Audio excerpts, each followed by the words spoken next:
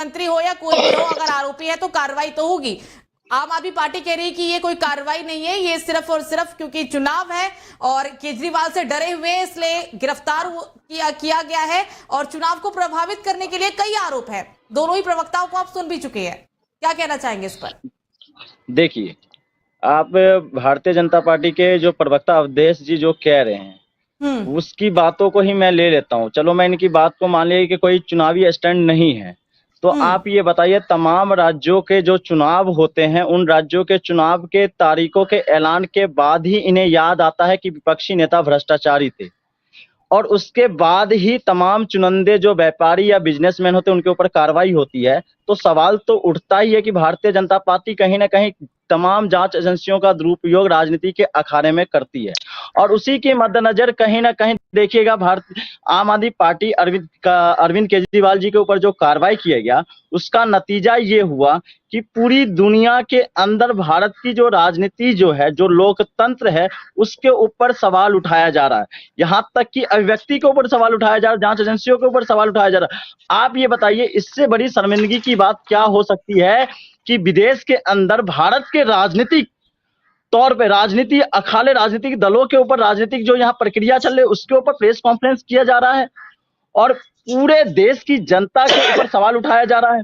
और ये सवाल खड़ा करने वाला कोई और नहीं है, सवाल खड़ा करने वाला अगर कोई है तो खुद जांच एजेंसियां भी उसके अंदर आ जाती। मैं इसलिए कहता हूं, देखिए आज तक ईडी सीबीआई ने 43 कंपनियों के ऊपर, जिस 43 कंपनियों का नाम बता रहा हूं उनके ऊपर जब छापा मारा था, वहां से इन्होंने इकट्ठा करके भारतीय जनता पार्टी के लिए 2700 से ज्यादा करोड़ रुपए, 2700 करोड़ से ज्यादा रुपए इकट्ठा करके भारतीय जनता पार्टी के इलेक्ट्रॉन बॉन्ड के माध्यम से देने का काम किया। आखिर ऐसा कैसे हो पॉसिबल है?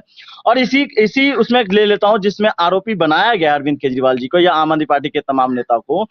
आप बताइए, वही शरद चंद्र रेड्डी जिसको ईडी ने गिरफ्तार किया था, ईडी ने गिरफ्तार करते ही उसके सारे अकाउंट को सीज कर दिया गया था कंपनी के। उसके अकाउंट सीज होने के बाद भी आपने देखा होगा कि अकाउंट सीज था, लेकिन 5 दिन के अंदर 55 करोड़ ट्रांसफर हो जाता है इलेक्ट्रॉन बॉन्ड के माध्यम से भारतीय जनता पार्टी। तो सवाल तो उठता है, उसको सरकारी गवाह भी बनाया जाता है।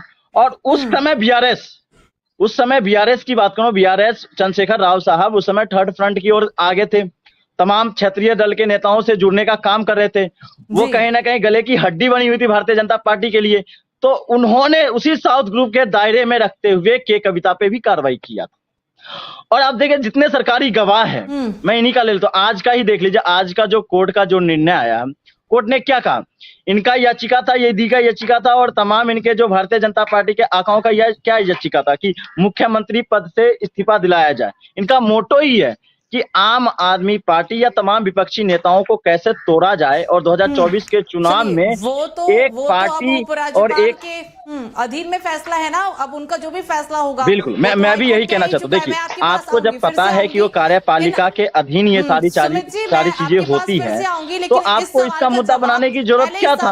आप न्यायपालिका के अंदर ये जाके क्यों कह रहे हो? नहीं सुरभि जी, सवाल तो बनता है ना, ये बताइए। फिर मैं आपके पास आऊंगी। अवधेश जी, आपने आरोप सुनाई है, जवाब दे दीजिए। जी बिल्कुल।